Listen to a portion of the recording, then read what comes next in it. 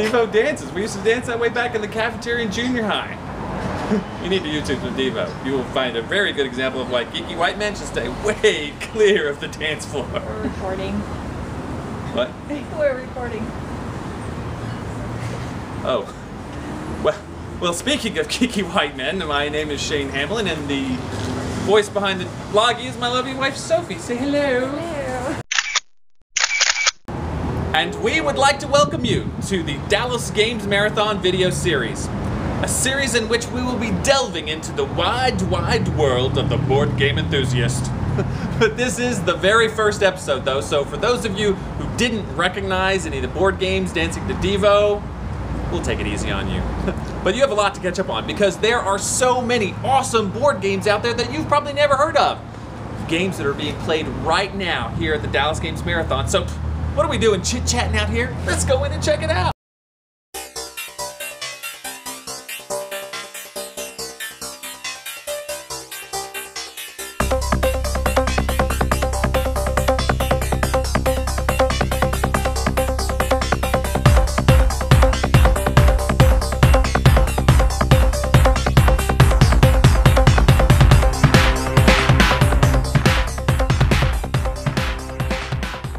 This next segment is called Question of the Month. And the question of the month this month is, what is your favorite gateway game? Now, a gateway game is a game that we gamers use to get other people hooked into gaming.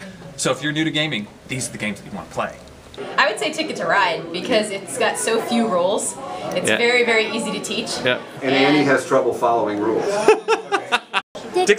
Dixit, and what about you, sir? Settlers of Catan. Dungeons and Dragons. That would be the Settlers of Catan. Settlers of Catan. Settlers of Catan. Around the World in 80 Days. I guess it would be Ticket to Ride, although it hasn't worked that well as a gateway game because I can't get my family to play anything more complicated. My favorite two are Settlers of Catan and Raw. I'm gonna say Finca. What is it? The railroad game. Ticket to Ride. Excellent. Sophie, what's your favorite gateway game? Fresco. Hollywood Blockbuster. Ticket to Ride. Catan. You mean Settlers of Catan? Gotta be Settlers of Catan. Ticket to Ride. My favorite gateway game to play myself is Citadels. Settlers of Catan would be one of them. Bonanza, Ticket to Ride. Some of the party games are good, like Say Anything or Wits and Wagers. Ticket to Ride. Settlers of Catan. Dominion or Apples to Apples? I would have to say Bonanza. I think Treehouse. Treehouse? What? That's something you live in. It's not a game. There are these shapes. Ooh, cool. I like it. Gotta say Dominion.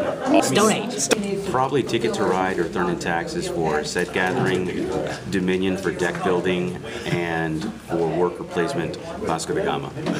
Settlers of Catan. Kevin McKinney calls it Ponies. All right. Ponies is a great gateway game. I guess my favorite game would be Small World. We just bought it so we could spend time together as a family. My favorite gateway game really depends upon the people that I'm trying to bring into it. So a lot of the games that I really like are like To Court the King or Guillotine or Ticket to Ride or Settlers of Catan. You know, some of those good standards, but if you fit a gateway game to the people, you're more likely to get them involved. Kingsburg, too. We are here at the Dallas Games Marathon with Carl Parsons, one of the founders of the Dallas Games Marathon, and he's going to tell us all about what we need to know about the Dallas Games Marathon. So, Carl, how often does this thing go on? We do this every month. Once a month? Except for November, when there's a bigger event that everybody goes to. What event would that be? That's the Board Game Geek Con. Oh, yeah, that's right. I forgot. BGG Con. Yeah, okay. So it starts Friday night and it goes through Sunday until about 6 p.m. So what are the hours? Friday night is 6 p.m. until, well, this weekend it was 7 a.m. Yeah, Kevin didn't always go that late. Yeah, Kevin told me it went until like 7 a.m. on a Merchants and Marauders game. Yes, it goes until people are ready to leave. Sunday, which is today when we're filming this, Sunday is Family Day, right? So what does that mean? Family Day is come Sunday, anyone who's registered on Friday or Saturday can bring their immediate family for free, and we have giveaways for the kids. And really, there's giveaways for the kids? We have toys. Is there an age range? No, just kids.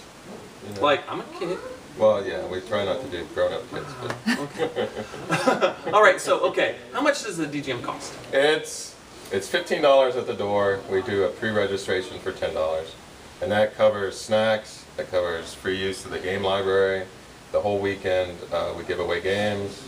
You give away games? Yes, Saturday night we give away 2 games usually. Sometimes we give away more. So what did we give away this week?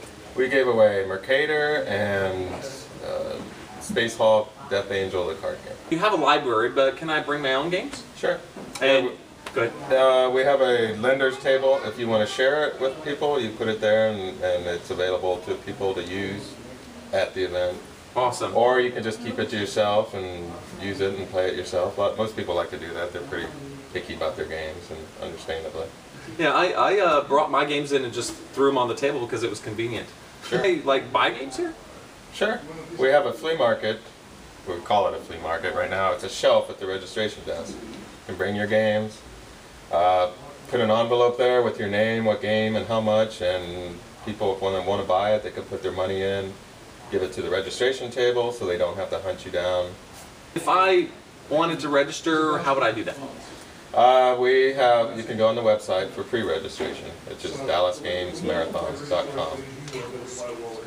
I'm going to put that in later. Right. Or you can just show up. Yeah. We'll take your money. We take credit cards now. Sweet. What's the plan? What is the future plans of the Dallas Gaming Marathon? Well, as long as we can keep it going, we'd like to keep it going. We want to get bigger. Obviously, we've got a brand new space here. It's pretty huge. It's really awesome. About 4,500 square foot, I think. Wow, 4,500 square feet? Yeah, and we're using half of it. Right. So we've got the other I think we're going to half have to expand fill to the other half. Well, sure.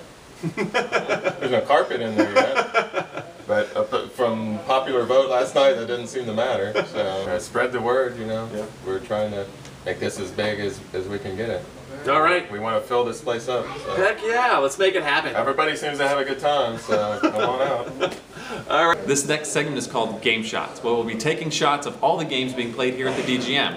These are the hottest games. These are the games that stand the test of time. These are the games you want to check out. So let me get this straight. You plan to open me up and spread out my insides all over the table, and then you're gonna take pictures. That's just sick.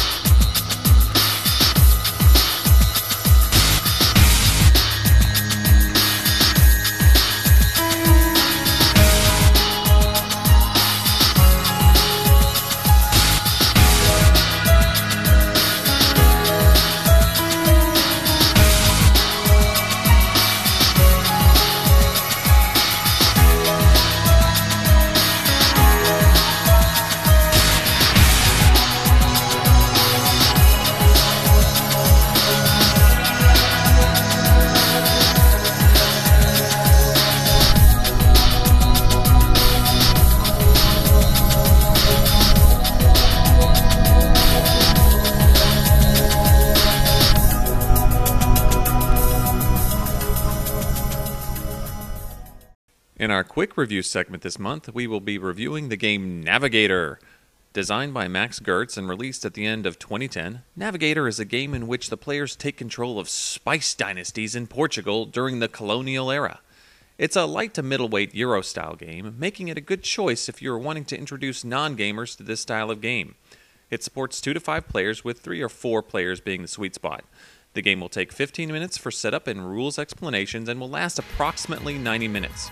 You are now viewing a time-lapse of the game we played, which will be followed by short reviews and comments by all the players. Players start with 200 cruzados, the currency of the game, and 2 ships stocked in Portugal. The player's turn is simple. Move clockwise on the rondel from 1 to 3 spaces and do the action on the space you stop in. For each additional space you move, you must remove a ship from the board. Your first move of the game can be to any spot on the rondel. The worker space lets you buy 1 worker for 50 cruzados for each church that you own. The ship space lets you buy 1 ship for 50 cruzados for each shipyard that you own. Additional ships and workers may be bought for 100 times the phase that you are in. The building space is used to build production plants, shipyards, and churches. As many buildings may be built as you have money and workers for. The sailing space lets you sail 1 region for each phase that you are in. To sail into an unexplored region, you must sail with 2 ships, and you lose 1 ship that take the exploration token in that space. You then flip the colonies in that port and receive the value of the lowest colony in cash. The prestige space is used to take 1 prestige token from the board. In exchange, you must reduce your workers by 1. You receive an amount of money equal to the Grosado amount on the space on your scoring card multiplied by the number of items you have in that category. Prestige token categories include shipyards, churches, exploration tokens, factories, and colonies. When using the market, every type of good is either sold with colonies or processed with factories. For colonies, you make an amount of money equal to the number of colonies of that type multiplied by the amount the marker currently rests on. For processing with factories, again it's the number of factories of that type multiplied by the amount to the right of the chart. The marker is then moved, down for colonies, up for factories. The game ends after each player has taken 1 turn after the one in which one player reaches Nagasaki, or 1 turn after all buildings have been sold. Overall, I like Navagador. I think it's a good medium weight game that anybody can get into, and it's got a lot of depth to it, so those of us who are gamers will not be bored with it as well. This game is very unique in that they just ran off with colonization. Unlike I'd ever seen. But it is a Euro game. There's not really conflict or anything like that, and I enjoy that kind of game. I think, and this would be a good Euro intro game. However, I do think the theme is a little paced down, and I enjoy theme. What did you say you would give it on the BGG scale? Oh, 7 or 8. I'd suggest it once in a while, and if somebody suggests it, right now. Yeah, I'd give it an 8 as well. I enjoyed it. It wasn't that hard to learn. I don't know that I would consider it for beginner Euro players. I think it's still a little bit too complicated for people who are new to gaming, but for people who game a lot, it's not difficult at all. But I think one of the things I like about it is there's certainly several paths to victory, but I don't think there's one path that will always get you to victory because it's very interactive, and what your opponents choose to do will make one strategy better than another. So you have to have this combination of strategy and tactics, really, because if you notice that the people around you are doing something that's going to thwart what you had planned to do, you're going to need to change your plan. I think I would probably do better next time because I would pay more attention to what other people were doing. Since it was my first play, I really wasn't paying all that much attention for probably the first half of the game. But yeah, I did enjoy it. I'd probably give it an 8 also. All right, solid 8. My name is Tanner Corbin. This is my favorite of the Rongo games. I don't really care for the other 3 that he I think this is my favorite as well. I definitely like that there's it's a lot of indirect interaction, but you really have to pay attention to what everybody else is doing and base your strategy on that. I'd give it an 8. All right, you gave it 8s all around. This concludes our quick review of Navagador. Thanks for watching.